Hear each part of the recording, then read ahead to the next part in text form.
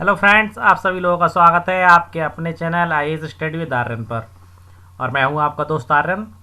देखिए दोस्तों, हम लोग यूपीएससी आईएएस प्री के लिए आप लोगों को भारतीय संविधान एवं राज्य व्यवस्था, जो कि एम लक्ष्मीकांत जी की छठे संस्करण की जो बुक है उससे पढ़ा रहे थे। क्योंकि एम लक्ष्मीकांत जी की बुक में से यूपीएससी प्री में 70 से लेकर के 80% प्रश्न इसी बुक में से आते हैं। ओके दोस्तों, आज हमारा अध्याय है 16वां, जिसका नाम है आपातकालीन प्रावधान। इसके अंतर्गत हम राष्ट्रीय आपातकाल, राष्ट्रीय शासन, वित्तीय आपातकाल के संदर्भ में पढ़ेंगे, वो भी आपके एमसीक्यूज क्वेश्चन के माध्यम से, यानी कि वैकल्पिक प्रश्नों के माध्यम से।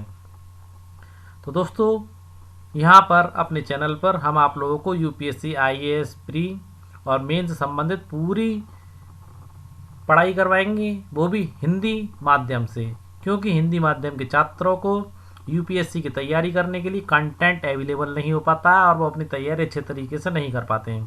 तो दोस्तों, यहाँ हमने अपनी हिस्ट्री पूरी करवा दी है और यहाँ अब हमारी पॉलिटी चल रही है। कल से आप लोगों को जो वीडियोस मिलने लग जाएंगी, भारतीय संविधान राज्य व्यवस्था के साथ साथ आपको एनसीईआरटी की ज्योग्राफी की वीडियोस भी मिलना प्रारंभ हो जाएंगी। तो दोस्तों, फटाफट से चैनल को सब्सक्राइब कर दीजिएगा और ज़्यादा से ज़्यादा शेयर करें दोस्तों, और अपने दोस्तों को बताएं इस चैनल के विषय में कि एकमात्र ऐसा चैनल है जो हिंदी माध्यम से आप लोगों को पूरी तैयारी करवा रहा है और पूरी करवा रहा है। ये नहीं कि बीच में कुछ वीडियोज़ आएँ और कुछ वीडियोज़ आकर के बंद हो जाए, पूरी तैयारी करवाई जाएगी आपको। और एक बात तो आप लोग शायद जानते ही होंगे कि आपका जो यूपीएससी आईएएस प्री का जो फॉर्म है वो आपके फरवरी में निकलेंगे, 2 फरवरी 2002 में, और आपको पेपर 5/6/2022 को होने वाला है। ओके दोस्तों, अच्छे तरीके से जान लीजिए, 5 जून को आपका पेपर होने वाला है। तो तैयारी में आप लोग अच्छे से जुट जाइएगा, टाइम वेस्ट ना करते हुए, क्योंकि आप लोगों के पास दिसंबर महीने को अगर निकाल दें तो मात्र 5 या 6 माह का समय है। तो पूरे दृढ़ निश्चय के साथ इस पेपर की तैयारी में जुट जाइए। आगे बढ़ते हैं आप लोगों के समय को वेस्ट ना करते हुए। तो देखिए दोस्तों, हमारा आज का पहला प्रश्न, संविधान के किस भाग एवं अनुच्छेदों में आपातकालीन प्रावधान उल्लेखित हैं? भाग 17 अनुच्छेद 343 से 351, भाग 18 अनुच्छेद 352 से 360, भाग 19 अनुच्छेद 361 से 367 तक, या भाग 20 में। तो दोस्तों, पहले इस प्रश्न का उत्तर देता हूँ आप लोगों को। संविधान के भाग 18 में और अनुच्छेद 352 से लेकर 360 में आपातकालीन प्रबंध या आपातकालीन जो उपबंध किए गए वो दिए गए हैं। ओके दोस्तों, अब देखते हैं संविधान के भाग 17 में क्या दिया गया है। देखिए, संविधान के भाग 17 में राजभाषा से संबंधित है, जिसके अनुच्छेद 243 से लेकर के 251 किससे संबंधित है? राजभाषा से संबंधित। संविधान का भाग 19वां यह आपका प्रकीर्ण से संबंधित है, अनुच्छेद 361 से लेकर के 367। और देखिए, संविधान का भाग 20वां, संविधान के भाग 20 में संविधान के संशोधन से संबंधित है, संविधान का भाग 20वां। आगे बढ़ते हैं अपने अगले प्रश्न की ओर। देखिए, किस प्रकार के आपातकाल के लिए संविधान में आपातकाल की घोषणा शब्द का प्रयोग किया गया है? महत्वपूर्ण प्रश्न की श्रेणी में आता है। किस प्रकार के आपातकाल के लिए संविधान में आपातकाल की घोषणा शब्द का प्रयोग किया गया? पहला, राष्ट्रीय आपातकाल, दूसरा राष्ट्रपति शासन, तीसरा वित्तीय आपातकाल, चौथा निम्न में से कोई नहीं। तो देखिए दोस्तों, इस प्रश्न का उत्तर देता हूं पहले मैं आपको। इस प्रश्न का सही उत्तर है आपका ऑप्शन पहला, राष्ट्रीय आपात के लिए हमारे संविधान में आपातकाल की घोषणा शब्द जोड़ा गया है। राष्ट्रीय आपात के लिए जोड़ा गया है, वित्तीय आपातकाल के लिए नहीं जोड़ा गया, और राष्ट्रपति शासन जिसे राज्य में आपातकाल कहते हैं उन दोनों के लिए नहीं जोड़ा गया। ओके दोस्तों, और इस प्रश्न से संबंधित महत्वपूर्ण जानकारी आपको नेक्स्ट पेज पर दूंगा। जब तक आप तीसरा प्रश्न देखिए, भारतीय संविधान ने किस स्थिति के लिए आपातकाल शब्द का प्रयोग नहीं किया? आपातकाल शब्द का प्रयोग किस स्थिति के लिए नहीं किया? पहला ऑप्शन देखिए, राष्ट्रीय आपातकाल के लिए, राज्य आपातकाल के लिए, वित्तीय आपातकाल के लिए, निम्न में से कोई नहीं। देखिए दोस्तों, पहले प्रश्न से चीज़ क्लियर हो जाती है, आपातकाल की घोषणा। तो आपातकाल की घोषणा यानी कि राष्ट्रीय आपातकाल के लिए तो ये शब्द प्रयोग किया ही है, तो पहला ऑप्शन तो आपका गलत हो ही नहीं सकता। देखिए, राज्य आपातकाल के लिए, वित्तीय आपातकाल के लिए, अब आपके 2 ऑप्शन बचे। तो प्रश्न का उत्तर जान लीजिए, आपातकाल शब्द का प्रयोग आपका राज्य आपातकाल के लिए बिल्कुल नहीं किया गया है। ओके दोस्तों, अब इन दोनों प्रश्नों से संबंधित महत्वपूर्ण बिंदु आप लोगों को बता देता हूं। देखिए, युद्ध हो या बाहरी आक्रमण और सशस्त्र विद्रोह जो देश के अंदर ही हो के कारण आपातकाल अनुच्छेद 352 के तहत लागू होता है, जिसे राष्ट्रीय आपातकाल के नाम से जाना जाता है। किस नाम से जाना जाता है? राष्ट्रीय आपातकाल के नाम से जाना जाता है। किंतु संविधान ने इस प्रकार के आपातकाल के लिए आपातकाल की घोषणा वाक्य का प्रयोग किया है। ओके दोस्तों, अब दूसरे प्रश्न से संबंधित महत्वपूर्ण बिंदु देखिए। राज्यों में यानी कि स्टेट्स में, राज्यों में संवैधानिक तंत्र की विफलता के कारण आपातकाल को राष्ट्रपति शासन जो अनुच्छेद 356 के तहत लागू होता है के नाम से जाना जाता है। किस नाम से जाना जाता है? राष्ट्रपति शासन के नाम से जाना जाता है। राज्यों में आपातकाल को कब लगाया जाता है? जब संवैधानिक तंत्र विफल हो जाता है। देखिए, इसे तो अन्य नामों से भी जाना जाता है, एक तो राज्य आपातकाल और दूसरा संवैधानिक आपातकाल। किंतु संविधान यानी कि हमारे कॉन्स्टिट्यूशन में इस स्थिति के लिए आपातकाल शब्द का प्रयोग नहीं किया गया है। महत्वपूर्ण बिंदु है दोस्तों। ओके दोस्तों, आगे बढ़ते हैं अपने अगले महत्वपूर्ण बिंदु की ओर। देखिए, भारत की वित्तीय स्थायित्व अथवा साख के खतरे के कारण अधिरोपित आपातकाल वित्तीय आपातकाल अनुच्छेद 360 कहा जाता है। यानी कि भारत की अर्थव्यवस्था करेंसी इकोनॉमिक यानी कि फेल होती है तो वित्तीय आपातकाल लगाया जाता है, जो अनुच्छेद 360 के अंतर्गत आता है। आगे देखते हैं अपना अगला प्रश्न। देखिए, प्रश्न नंबर 4, राष्ट्रीय आपातकाल के संदर्भ में निम्नलिखित में से कौन सा कथन गलत है? गलत कथन पूछ रहा है कि राष्ट्रीय आपातकाल के संदर्भ में कौन सा कथन गलत है। तो देखिए, बता देता हूं आपको, ऑप्शन देखते हैं इसके। जब इसकी घोषणा सशस्त्र विद्रोह के आधार पर की जाती है तो इसे आंतरिक आपातकाल कहते हैं। दोस्तों, ये बिल्कुल सही है। जब राष्ट्रीय आपातकाल के अंतर्गत कोई सशस्त्र विद्रोह हमारे देश के अंतर्गत किया जाता है तो उसे आंतरिक आपातकाल कहते हैं। यानी कि देश के अंदर होने वाले सशस्त्र विद्रोह के कारण लगाया जाने वाला आपातकाल आपका आंतरिक आपातकाल कहलाता है। देखिए, जब इसकी घोषणा युद्ध यानी कि बाहर से कोई युद्ध करता है या कोई बाह्य आक्रमण होता है, बाह्य आक्रमण के आधार पर की जाती है तो इसे बाह्य आपातकाल के नाम से जाना जाता है। ये फैक्ट भी आपका बिल्कुल सही है। देखिए, इसकी उद्घोषणा संपूर्ण देश के लिए की जाती है, यह किसी एक भाग पर लागू नहीं हो सकता। ओके दोस्तों, आपका ये वाला पॉइंट बिल्कुल गलत है। अब क्यों गलत है ये और जान लीजिए। देखिए, इसकी घोषणा संपूर्ण देश अथवा केवल इसके किसी एक भाग पर आपातकाल लागू करने के लिए भी की जा सकती है। ऐसा नहीं है कि किसी एक भाग पर लागू नहीं हो सकती, किसी एक भाग पर भी लागू हो सकती है, इसलिए पॉइंट गलत है। पॉइंट 4 देखिए, राष्ट्रपति राष्ट्रीय आपातकाल की उद्घोषणा केवल मंत्रिमंडल की लिखित सिफारिश प्राप्त होने पर ही कर सकता है। बिल्कुल सही बात है दोस्तों। राष्ट्रपति को आपातकाल या राष्ट्रीय आपातकाल लागू करने के लिए मंत्रिमंडल की लिखित सिफारिश का होना आवश्यक माना गया है। आगे बढ़ते हैं अपने अगले प्रश्न की ओर। देखिए, प्रश्न नंबर 5, 1976 के 42वें संविधान संशोधन अधिनियम में निम्नलिखित में से कौन सा प्रावधान किया गया है? देखिए, प्रावधान किया गया है, वो प्रावधान पूछ रहा है वो। देखिए, इस अधिनियम ने राष्ट्रीय आपातकाल की घोषणा को न्यायिक समीक्षा की परिधि से बाहर रखा है। या फिर देखिए, राष्ट्रपति को भारत के किसी विशेष भाग पर राष्ट्रीय आपातकाल लागू करने का अधिकार प्रदान किया था। या फिर देखिए, गड़बड़ी शब्द को सशस्त्र विद्रोह शब्द से विस्थापित कर दिया था। या फिर देखिए, राष्ट्रीय आपातकाल की घोषणा को न्यायिक समीक्षा की परिधि से बाहर रखने के फैसले को समाप्त कर दिया था। तो देखिए दोस्तों, जो हमारा 1940 यानी कि जो आपका 1976 का 42वां संविधान संशोधन अधिनियम था, उसके द्वारा गड़बड़ी एक शब्द था। गड़बड़ी शब्द को सशस्त्र विद्रोह शब्द से चेंज कर दिया गया या विस्थापित कर दिया गया दोस्तों, क्योंकि इसी शब्द का सहारा लेकर के हमारी पूर्व प्रधानमंत्री इंदिरा गांधी जी ने देश में आपातकाल लगाया था। देखिए दोस्तों, प्रारंभ में संविधान ने राष्ट्रीय आपातकाल के तीसरे आधार के रूप में आंतरिक गड़बड़ी का प्रयोग किया। क्या किया? दोबारा सुन लीजिए।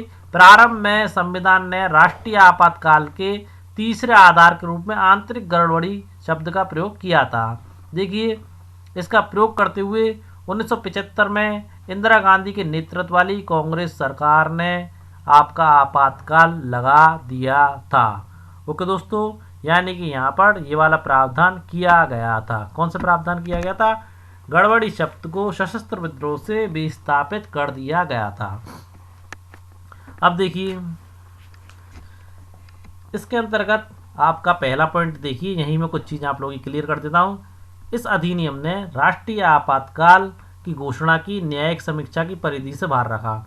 यानी कि ये वो अधिनियम तो नहीं था या संविधान संशोधन नहीं था जिसमें राष्ट्रीय आपातकाल की घोषणा को न्यायिक यानी कि न्यायालय द्वारा समीक्षा की जाने की परिधि से बाहर रखा गया था। वो आपका 38वां संविधान संशोधन था। कौन सा था? 38वां संविधान संशोधन, जो आपका 1975 में हुआ था। कब हुआ था? 38वां संविधान संशोधन 1975 में हुआ था। इसमें इस अधिनियम ने राष्ट्रीय आपातकाल की घोषणा न्यायिक समीक्षा की परिधि से बाहर रख दी थी। ओके, यानी कि अगर आपातकाल लगा देते हैं, भले ही चाहे आपने गलत लगाया सही लगाया, उसमें न्यायिक समीक्षा नहीं की जा सकती। ये किया गया था आपका 38वें संविधान संशोधन में 1975 में। अब देखिए इसी निर्णय को, जो आपका निर्णय था, इसी निर्णय को आपका जो पॉइंट नंबर 4 दे रखा है इसमें चेंज कर दिया गया। क्या किया गया? देखिए, राष्ट्रीय आपातकाल की घोषणा को न्यायिक समीक्षा की परिधि से बाहर रखने का फैसला समाप्त कर दिया गया। तो कौन से संविधान संशोधन था जिसमें समाप्त किया गया? वो आपका था 44वां संविधान संशोधन। कौन सा था? 44वां संविधान संशोधन। कब आया था? 1978 में। अब देखिए यही एक पॉइंट और क्लियर कर देता हूँ।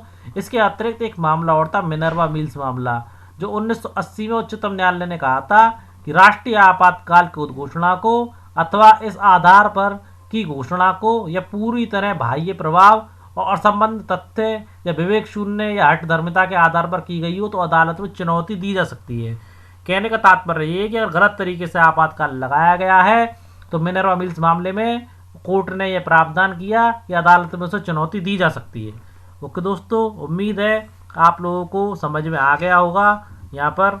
और देखिए, राष्ट्रपति को भारत के किसी विशेष भाग पर राष्ट्रीय आपातकाल करने का अधिकार प्रदान किया गया है। ये तो दोस्तों किया ही गया है। आगे बढ़ते हैं।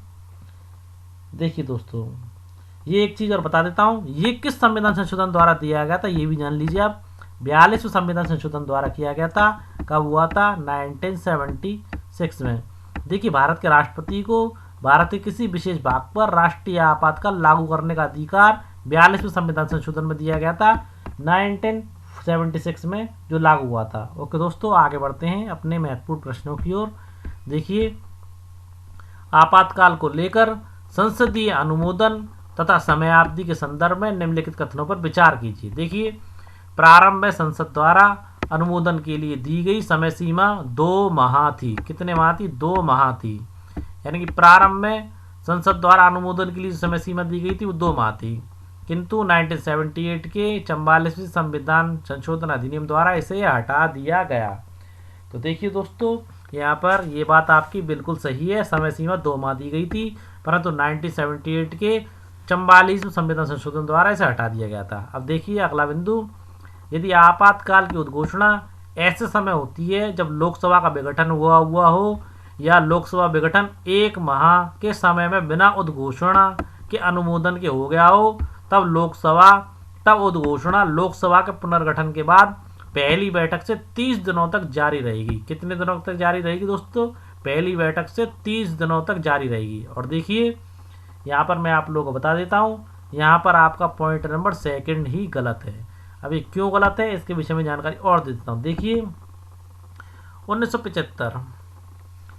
1975 के 38वें संविधान संशोधन ने राष्ट्रीय आपातकाल की घोषणा न्यायिक समीक्षा की परिधि से बाहर रखा था, किंतु इस प्रावधान को 1978 के 44वें संविधान संशोधन अधिनियम द्वारा समाप्त कर दिया गया था दोस्तों। अब देखिए दोस्तों, एक बात यहाँ पे मैं आप लोगों को और बताना चाहता हूँ। देखिए, यहाँ पर ये कथन आपका गलत ना होकर के सही है।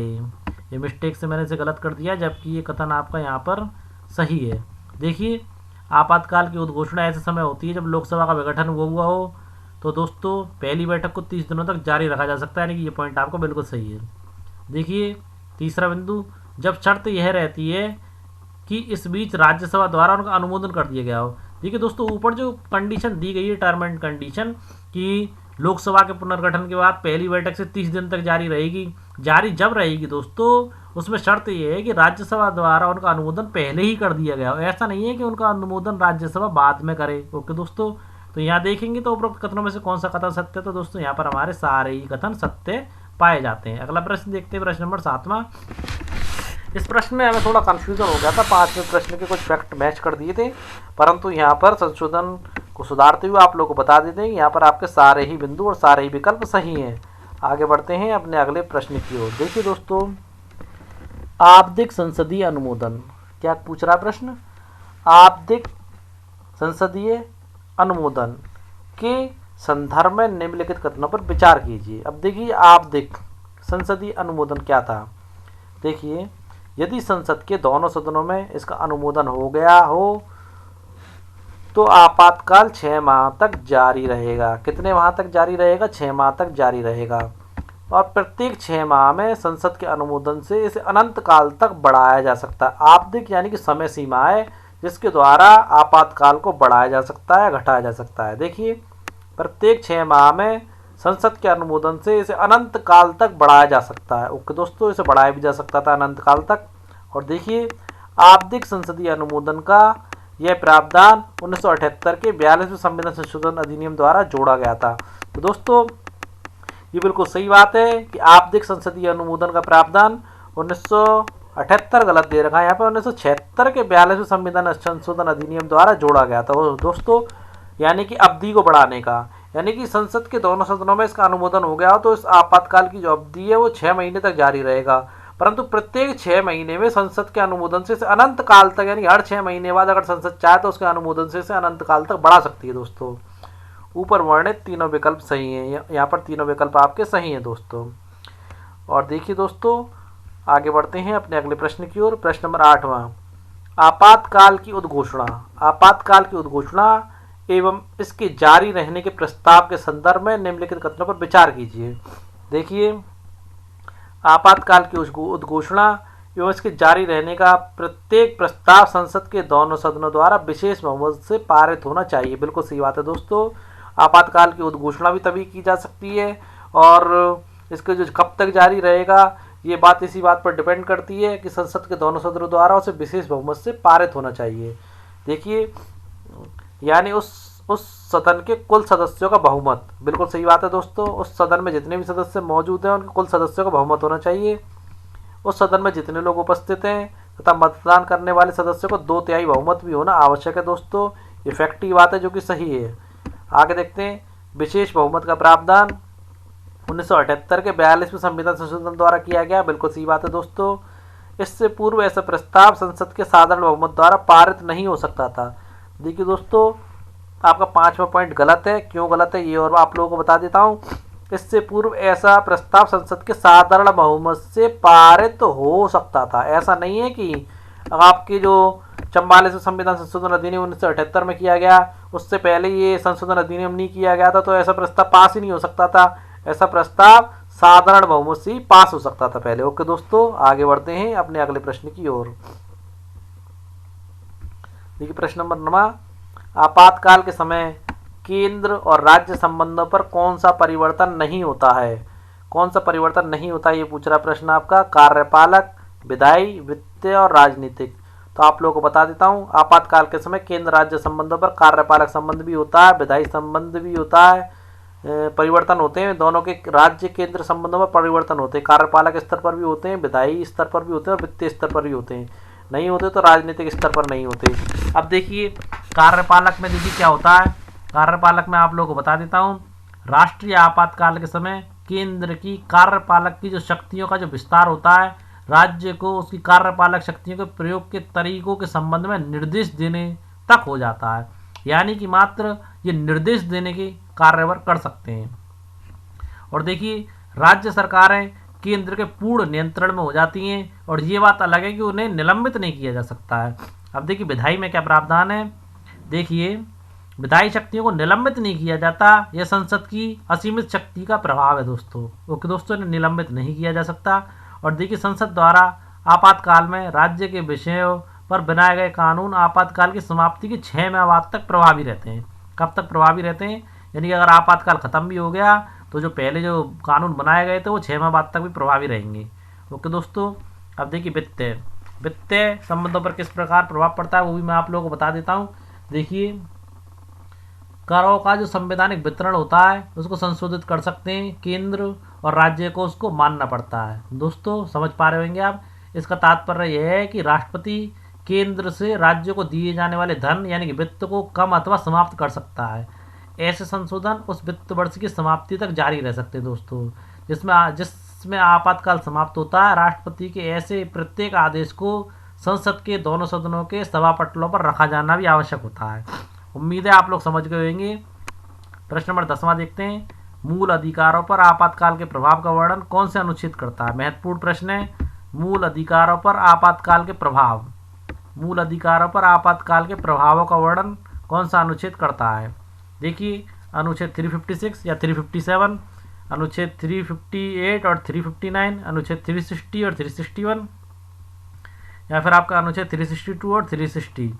तो देखिए, इसका आपका सही उत्तर है अनुच्छेद 358 और 359 मूल अधिकारों पर आपातकाल के प्रभावों का वर्णन करता है। ओके दोस्तों, और देखिए अनुच्छेद 358 अनुच्छेद 19 द्वारा दिए गए मूल अधिकारों को निलंबन से संबंधित है। देखिए दोबारा सुन लीजिए, अनुच्छेद 358 के अंतर्गत एक अनुच्छेद है जिसका नाम है अनुच्छेद 19। लिख लेना, समझ नहीं आया तो। अनुच्छेद 19 जो है आपका दिए गए मूल अधिकारों के निलंबन से संबंधित है, यानी कि निलंबित कर सकते हैं। और देखिए आपका जो अनुच्छेद 359 है, 359 में क्या है, इसके अंदर अन्य मूल अधिकारों के निलंबन से संबंधित है, जिसमें अनुच्छेद 20 भी आ जाता है आपका और अनुच्छेद 21 भी आ जाता है।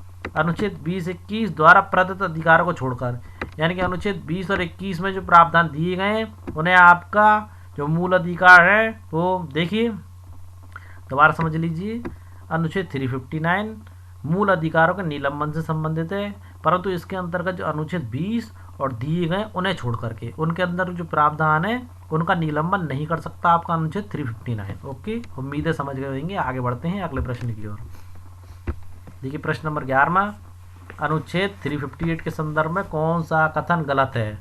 देखिए, स्वतः ही आपातकाल की घोषणा होने पर अनुच्छेद 19 के अंतर्गत के मूल अधिकारों को निलंबन कर देता है, या फिर यह केवल बाहरी आपातकाल यानी कि जब बाहरी आक्रमण होता है, बाहरी आपातकाल यानी युद्ध या बाह्य आक्रमण के आधार पर आपातकाल घोषित किया जाता है के समय लागू होता है, यानी कि उस समय लागू होता है ये, या फिर यह संपूर्ण देश अथवा किसी भाग विशेष में लागू हो सकता है, या फिर राज्य को अनुच्छेद 19 के अंतर्गत मूल अधिकारों से साम्य नहीं रखने वाले नियम बनाने अथवा कार्यकारी कदम उठाने का अधिकार देता है।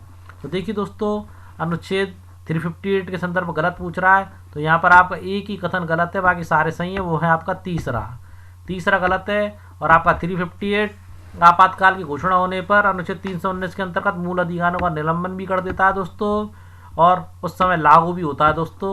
और देखिए, मूल अधिकारों के सामने नहीं रखने वाले नियम बनाने और कार्यकारी कदम उठाने का अधिकार भी आपका अनुच्छेद 358 प्रदान करता है। आगे बढ़ते हैं प्रश्न नंबर 11वें की ओर। देखिए, भारत में आपातकाल निम्न में से किस सन में नहीं लगाया गया था।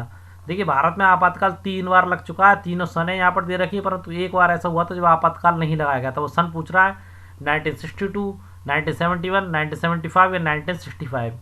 तो आप लोगों को बता देते हैं, भारत में आपातकाल 1965 के समय नहीं लगा था। क्यों नहीं लगा था?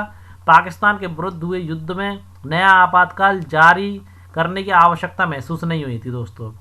ओके दोस्तों, भारत पाकिस्तान का जो युद्ध हुआ था 1965 का, उसमें पाकिस्तान के विरुद्ध आपातकाल जारी करने की आवश्यकता महसूस नहीं हुई थी, इसलिए 1965 में भारत में आपातकाल नहीं लगाया गया था।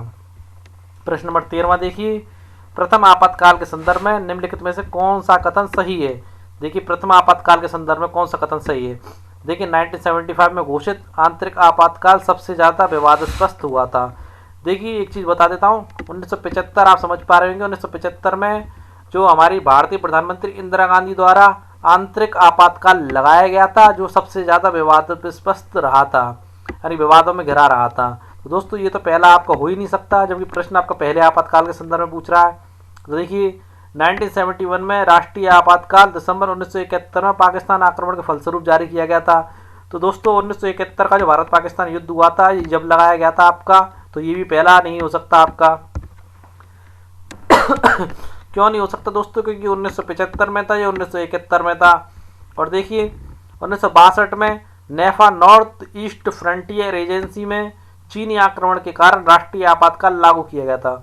तो दोस्तों 1962 पहले आती है या 1975 पहले आती है? 1962 पहले आती है। तो दोस्तों पहला आपातकाल आपका 1962 में ही लगाया गया था, यानी कि प्रथम आपातकाल के संदर्भ में आपका ये तीसरा वाला कथन सही है। ओके दोस्तों, आगे बढ़ते हैं अपने अगले प्रश्न की ओर। देखिए प्रश्न नंबर 14वां, शाह आयोग के गठन के संदर्भ में निम्नलिखित कथनों पर विचार कीजिए। देखिए शाह आयोग क्यों बना था? देखिए 1977 में हुए लोकसभा चुनावों में इंदिरा गांधी के नेतृत्व में कांग्रेस पार्टी पराजित हो गई और जनता दल सत्ता में आई थी। देखिए जनता दल के सत्ता में आने पर ही आपका शाह आयोग को गठन किया गया था। और देखिए इंदिरा गांधी की सरकार को हटा दिया गया था, क्योंकि इन्होंने ऐसा माना गया था कि इन्होंने ज़बरदस्ती आपातकाल लगाया था। देखिए इस सरकार ने 1975 में अघोषित आपातकाल के कारणों तथा परिस्थितियों का पता लगाने के लिए शाह आयोग का गठन किया था। किसने किया था? जो जनता दल की सरकार सत्ता में आई थी, उन्होंने देखिए जो अघोषित आपातकाल लगाया गया था इंदिरा गांधी द्वारा, उसके कारणों को और परिस्थितियों का पता लगाने के लिए शाह आयोग का गठन किया गया था दोस्तों। और देखिए आयोग ने आपातकाल को तर्कसंगत नहीं बताया था। महत्वपूर्ण बिंदु है, आयोग ने अपनी रिपोर्ट में जो आपातकाल लगाया गया था इंदिरा गांधी द्वारा, उसे तर्कसंगत नहीं बताया। और 44वां संविधान संशोधन 1978 में लाया गया, इनकी सिफारिश पर ही ये लाया गया था दोस्तों। अब देखिए शाह आयोग की सिफारिश पर किए गए 44वें संविधान संशोधन में आपातकालीन अधिकारों को दुरुपयोग को रोकने के कई उपाय किए गए हैं। ओके दोस्तों, ये बात ही बिल्कुल सही है, यानी कि आप अनाधिकृत रूप से या जोर जबरदस्ती से आपातकाल ना लाएं, उसको रोकने के बहुत सारे प्रावधान आपके संविधान संशोधन अधिनियम 44 में किए गए हैं। तो देखिए उपरोक्त कथनों में से कौन सा कथन सत्य है? तो यहाँ पर आपके सारे ही कथन सत्य हैं। आगे बढ़ते हैं अपने अगले प्रश्न की ओर। देखिए 15 नंबर का प्रश्न, कौन सा अनुच्छेद केंद्र को इस कर्तव्य के लिए विवश करता है कि प्रत्येक राज्य सरकार संविधान की प्रबंध व्यवस्था के अनुरूप ही कार्य करेगी? यानी केंद्र की यह जिम्मेदारी है कि प्रत्येक राज्य सरकार को संविधान की प्रबंध व्यवस्था के अनुरूप कार्य करवाने के लिए विवश करेगा। देखिए अनुच्छेद 355 करता है या अनुच्छेद 365 करता है या 366 या निम्नलिखित में से कोई नहीं। तो देखिए 15वें प्रश्न का आपका सही उत्तर मैं आप लोगों को बता देता हूँ। अनुच्छेद 355 इस प्रकार की व्यवस्था करता है कि राज्य सरकारों को संविधान की प्रबंध व्यवस्था के अनुरूप कार्य करने के लिए केंद्र विवश करेगा। ओके दोस्तों, अब देखिए प्रश्न नंबर 16वां, राज्यों में राष्ट्रपति शासन के संदर्भ में निम्नलिखित कथनों में से कौन सा कथन गलत है? देखिए राष्ट्रपति शासन के संबंध में निम्नलिखित कथनों में से कौन सा कथन गलत है, प्रश्न ये पूछ रहा है आपका। तो देखिए अनुच्छेद 356 के अंतर्गत राज्य में संविधान तंत्र के विफल हो जाने पर राज्य सरकार को अपने नियंत्रण में ले सकती हैं। देखिए अनुच्छेद 356 के तहत आपका राष्ट्रपति शासन भी लगाया जाता है, राज्य आपातकाल भी लगाया जाता है। तो ये पॉइंट तो आपका बिल्कुल सही हो ही जाता है दोस्तों। ओके दोस्तों, आपका विकल्प नंबर दूसरा देखते हैं। आपका विकल्प नंबर दूसरा है अनुच्छेद 365। क्या दे रखा है? अनुच्छेद 365 के अनुसार यदि कोई राज्य केंद्र द्वारा दिए गए निर्देशों का पालन करने या उसे प्रभावी करने में असफल रहता है तो राष्ट्रपति के लिए विधि संगत होगा कि उस स्थिति को संभाले। यानी कि 365 के तहत राष्ट्रपति उस राज्य में, देखिए राज्य में दो प्रकार से आपका राष्ट्रपति शासन लगाया जा सकता है, एक तो अनुच्छेद 356 के तहत और एक 365 के तहत। 356 के तहत तो जब लगा सकते हैं जब संविधान तंत्र का विफल हो जाने पर, और 365 के तहत कब लगा सकते हैं? जब राज्य जो है केंद्र सरकार द्वारा दिए गए निर्देशों का पालन करने और उसे प्रभावी कराने में असफल रहता है। जो कि संविधान संगत निर्देश होते हैं उनका पालन कराने में ही अगर आपका राज्य विफल है तो राष्ट्रपति के लिए यह विधि संगत है कि उस राज्य में राज्यपति या राष्ट्रपति शासन लगा सके या राज्य आपातकाल लगा सके। तो दोस्तों ये दोनों बिंदु तो आपके सही है, गलत पूछ रहा है यहाँ पर। तो सैनिक शासन या मार्शल लॉ भी राष्ट्रपति शासन के अंतर्गत आता है। आप लोगों को मैं पहले भी बता चुका हूँ, ये पॉइंट आपका यहाँ पर गलत है, क्योंकि सैनिक शासन या मार्शल लॉ राष्ट्रपति शासन के अंतर्गत नहीं आता है दोस्तों। अब देखिए ये मैं आपको पहले भी बता चुका हूँ कि ये सैनिक शासन और मार्शल लॉ के अंतर्गत क्यों नहीं आता। तो देखिए मार्शल लॉ जो आपका अनुच्छेद 34, कौन सा है मार्शल लॉ का अनुच्छेद? आपको 34 लिख लीजिए, दोबारा लिख लेना, अगर आप लोगों ने पहले नहीं लिखा था तो फिर से लिख लेना। देखिए अनुच्छेद 34 के तहत मार्शल लॉ की घोषणा अनुच्छेद 352 के अंतर्गत राष्ट्रीय आपातकाल की घोषणा से भिन्न है। दोबारा सुन लीजिए, अनुच्छेद 34 के अंतर्गत मार्शल लॉ की घोषणा अनुच्छेद 352 के अंतर्गत राष्ट्रीय आपातकाल की घोषणा से भिन्न है। दोनों के बीच अंतर है। ओके दोस्तों, आगे बढ़ते हैं अपने अगले प्रश्न की ओर। देखिए प्रश्न नंबर हमारा 17वें नंबर का प्रश्न आप लोग देखिए स्क्रीन पर।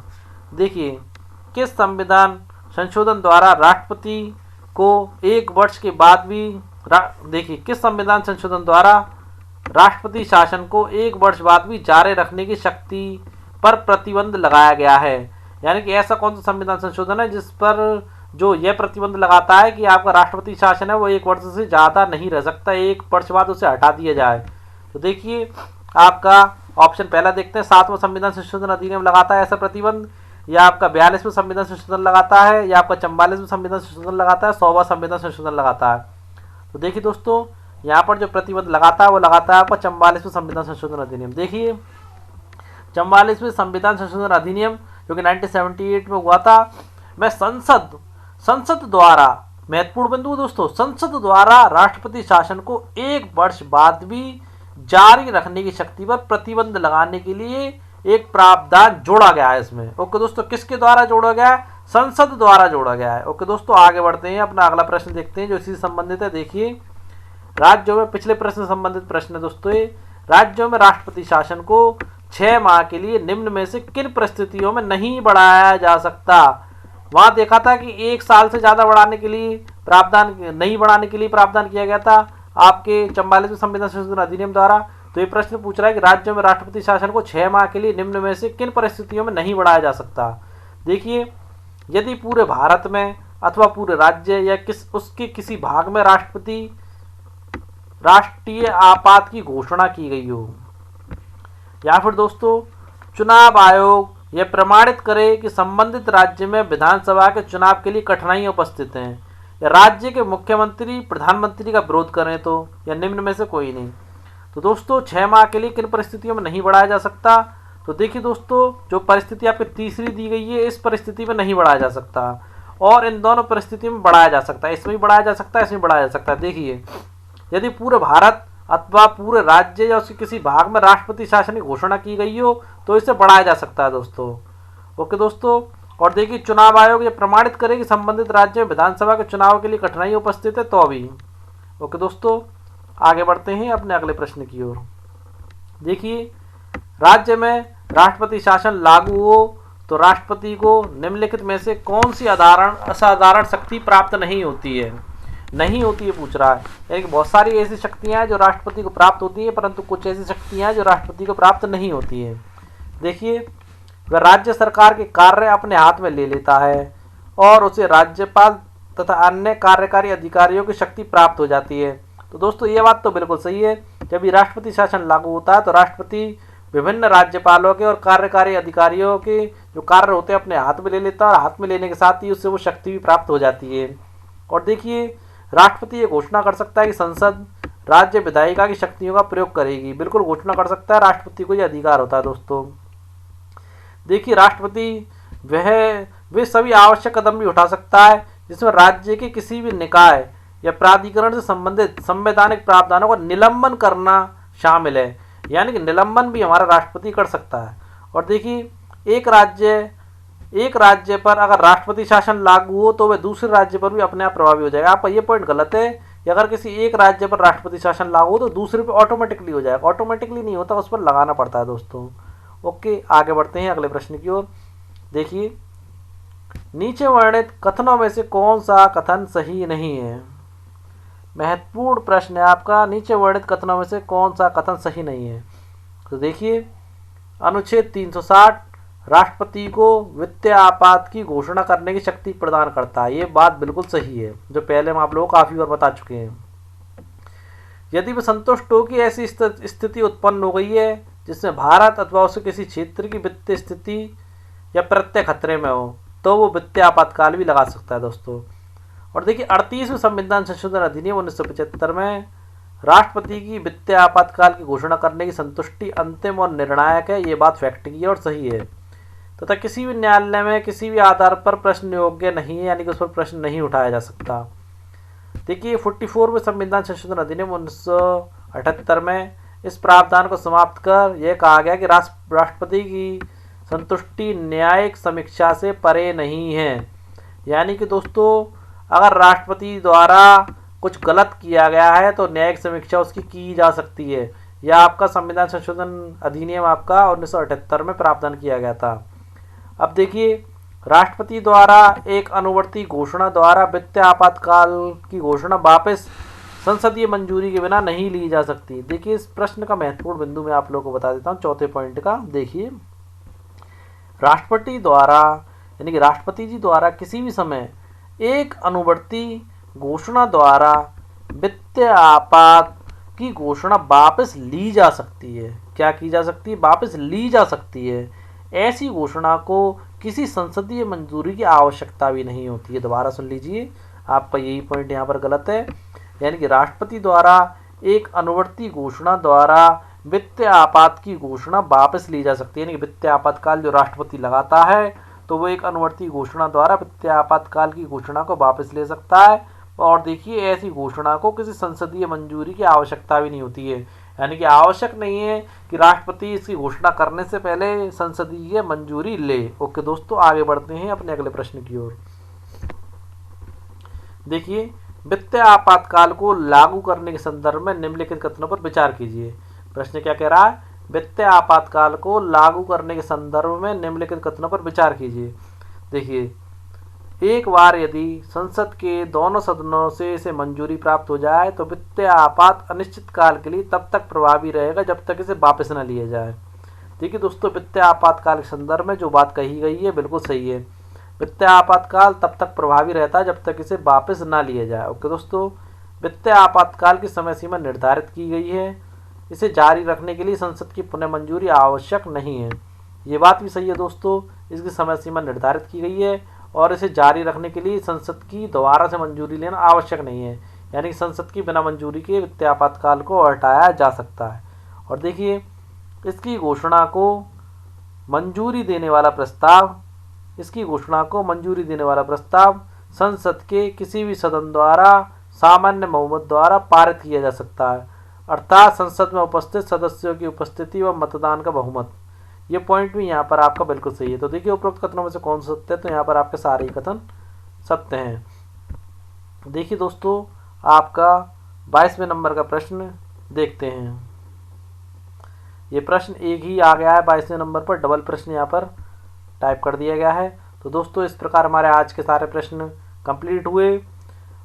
ओके दोस्तों, आज की हमारी वीडियो आप लोगों को कैसे लगी कमेंट बॉक्स में ज़रूर बताएं। और दोस्तों चैनल को सब्सक्राइब जरूर करें, ज़्यादा से ज़्यादा लोगों को ऐड करें।